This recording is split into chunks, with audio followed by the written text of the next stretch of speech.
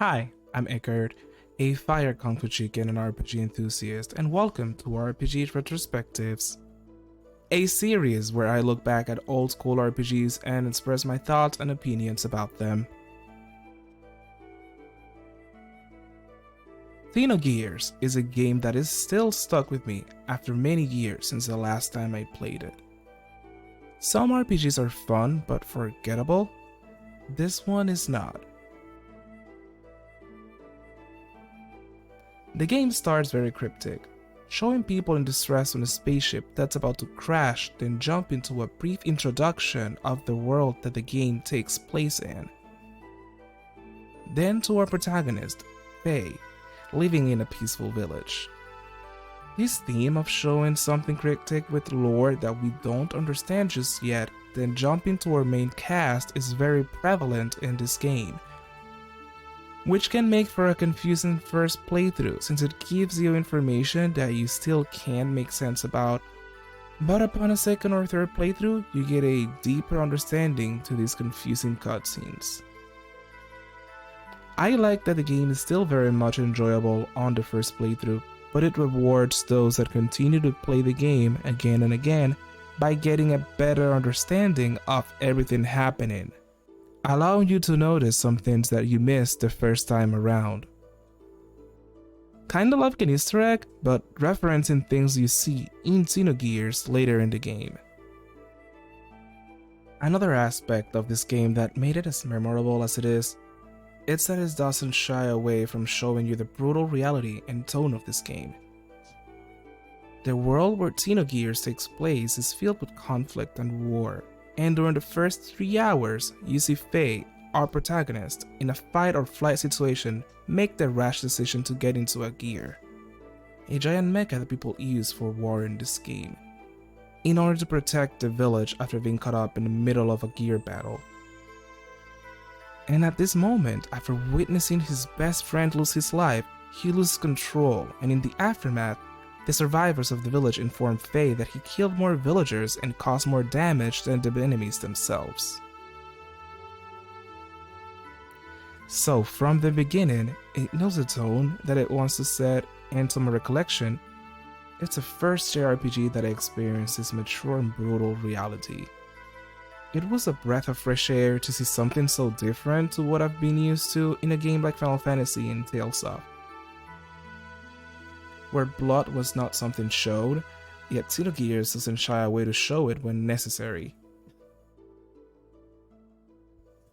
Xenogears also dealt with a variety of mature themes, from drug usage to racism, classism, and violence, in which most characters that you come across, from NPCs to the heroes and villains of the game, have experienced in some way or another, either by being victims, perpetrators, or sometimes both. It gives the characters complexity, it makes them feel real, flawed, and human.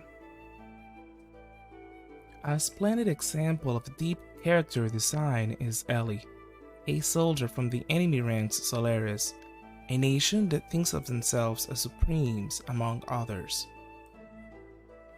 Ellie herself has to deal with the guilt of serving a nation like that, and the actions that she has done to either intentionally or unintentionally harm others. Born an elite, she hesitates to betray her country, the only place she has known her entire life, even upon realizing that the things they do are not right, making her very human. She doesn't just jump to the other side, she struggles with it. Another interesting aspect of her is that at first, she tries to deflect her fault and contribution to the pain and suffering caused by the war, running away from it, but later comes to terms and accepts her role in the matter, showing her growth as a person.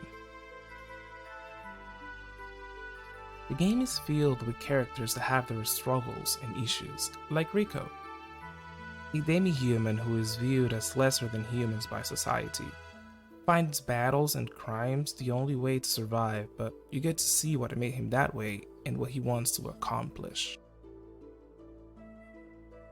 Or Billy, a devout from the church that cleanses the world from abominations called Reapers, faces his trauma, and I enjoy theirs and others' characters' arcs because you see these characters improve. for the most part.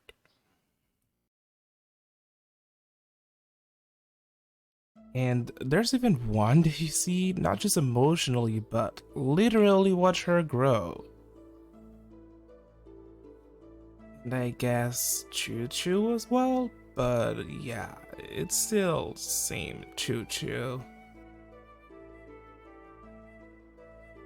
The game also offers a variety of NPCs, some to stress the gravity of the issues that our cast and the people of the world go through, and others to provide some moments of reprieve. Those are my personal favorites, especially Big Joe, a character that somehow is almost everywhere from cities to dungeons to provide some needed fun or help to the party. And Captain Doggo. Yes, I know he's a walrus, but that's the face of a dog to me. Plus, look at him and tell me you don't see a doggo. That's a doggo. He being one of the most positive characters, always there to help anyone in trouble, and of course a true man of the sea. They provide a much needed comedic relief while being much more than that. I enjoy games where, even if the premise is heavy, they can still take the time to enjoy themselves at the right moments.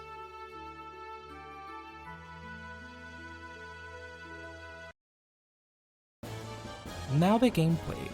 Xenogears' battle system is one of the most unique turn-based systems that I have experienced. It consists of using the triangle, square, and X button, with each of them contributing to an attack, each one more powerful than the next, and if you input the buttons in a certain order, for example, triangle X, you perform a death blow, a devastating powerful technique which is beautifully animated. The game limits how many inputs you can do per turn and how many death blows you have available, but both those things can increase as you battle and level up and use the inputs more and more. As someone who enjoys fighting games, even though I'm not very good at them, I appreciate the fact that there's a JRPG where input combinations can make a new powerful cool move. Closest mechanic I've seen to it is Final Fantasy VI Savant's Blitz, which made him one of my top 3 favorite characters in that game. And that is just you battling as a human. The game is called Xenogears, so the gears play a role, from being able to explore the world, doing dungeons inside of them, to being able to use them in battles. The gear battles being a simplified version of the battle system when out of gear. Instead of multiple inputs, you can only choose one at a time with a gear, and the death blows you unlock out of gear translate in some capacity while on gear. And I absolutely love the way gears move when performing death blows. Usually you would see big machines being clunky because they're powerful but hard to control and maneuver. But in Xenogears, the animations are so fluid when performing death blows, yet still feels like you're riding these big machines. Especially considering that this was made in the 90s, when 3D programming was still not that well developed. I truly appreciate the work that went into making it happen. Since you can move in most parts in and out of gear, the game makes sure that you only use the gears when needed by having a fuel system. Every action that you take on the gear costs fuel. So as funny as it is to watch a giant mecha obliterate with one punch or stepping on human-sized enemies, it is discouraged as not to waste fuel. There is a charge command to replenish fuel, but I found it time-consuming, because you don't get that much fuel in return, unless you have a special item that allows you to recharge more fuel than usual, but you don't get that until later in the game. And I think an even more important reason to use the roster out of gears is for you to learn more death blows, allowing for more cool battle animations to be available. That's always a plus, especially with how visually pleasing they look. As I've mentioned before, the game has dungeons that allow the use of gears. To me, those are the most fun and were definitely my favorite, because they usually offered more variety. You get to explore these big open areas that have platforming sections on them, like jumping from one ledge to another, to swinging in a rope, and even swimming, which was infinitely more fun than swimming out of gear. Speaking of dungeons, Xenogears have some designs that I wish were better. I wanted a map and a couple of dungeons because even if you have a compass, it was easy to lose which direction you were going to after a random encounter. Yes, this is one of those that have random encounters. And yes, sometimes it feels like you take one step and another battle ensues. And I for one am glad that random encounters are not as common as before in JRPGs. Xenogears makes you go through not one, but two sewers, which are dungeons usually designed to be like a maze, and these were no different. And a few water levels. One of them specifically gave me some trouble because of the way it was designed. This part embarrassingly took me about an hour to complete, but I'm bad with directions. Combined with the current mechanic implemented here, it became the most frustrating portion of the game for me.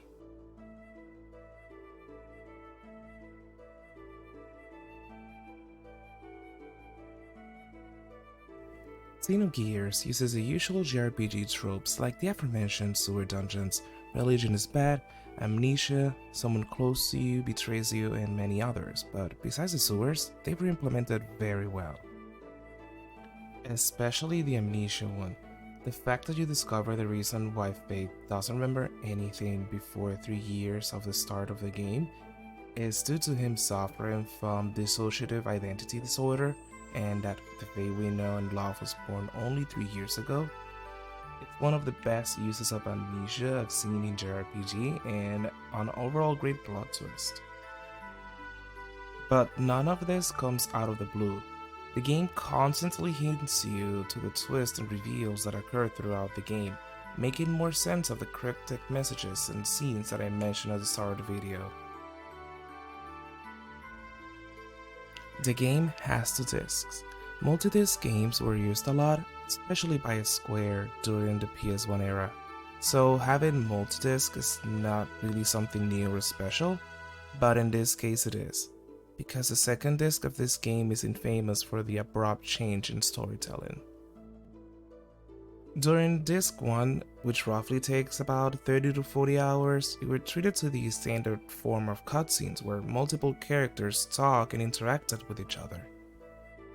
On the second disc though, most of the story is told through a narration made by one of the characters like Faye or Ellie sitting in a chair while showing a photograph of the event that they are describing. Kind of like what I'm doing right now. This was done due to most of the team being new to 3D modeling, which meant that they were still learning while developing, which then led to delays on the schedule, so to not release the game in an incomplete state, Disc 2 then was made this way. At first, this drastic change in the storytelling format threw me off, but upon getting a bigger understanding of why it happened, I learned to appreciate it. Because it shows that the developers intended to give us a finished product, instead of cutting the game in half to later make a part 2, which we would have never seen. Disc 2, because of its nature, makes the plot move forward very fast, giving you constant exposition dumps, then a battle, and rinse and repeat until the final dungeon is revealed, where you can finally traverse the world map again and opening up some new side quest. Which one in particular involving Emeralda should have been part of the main story, since it deals with her origin and leads to her growth.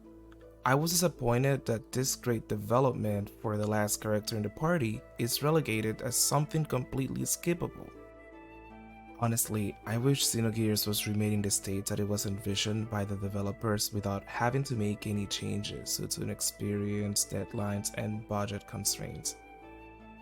Because this game is so good, and if you play it, you can see how much potential it has to be better. Xenogears is a beautiful JRPG with an overall memorable cast and story, and even more memorable gameplay, music, and art style. and it had a lot of potential. You can tell that the developers really cared for this game and wanted to do more with it, especially since it served as a base for other Xeno games like Xenosaga and the critically acclaimed and loved Xenoblade games. And if you played any of those games, you can see the influences that Xenogears had in those franchises. Thank you for watching, and if you made it to the end of the video, let me know what you think of Xenogears in the comments, or what other RPGs are very good but have been overlooked. For more content like this, don't forget to subscribe and also follow on Twitch where I do my playthroughs, and my social medias like Twitter, TikTok, and Discord, all linked in the description down below. Hope to see you soon.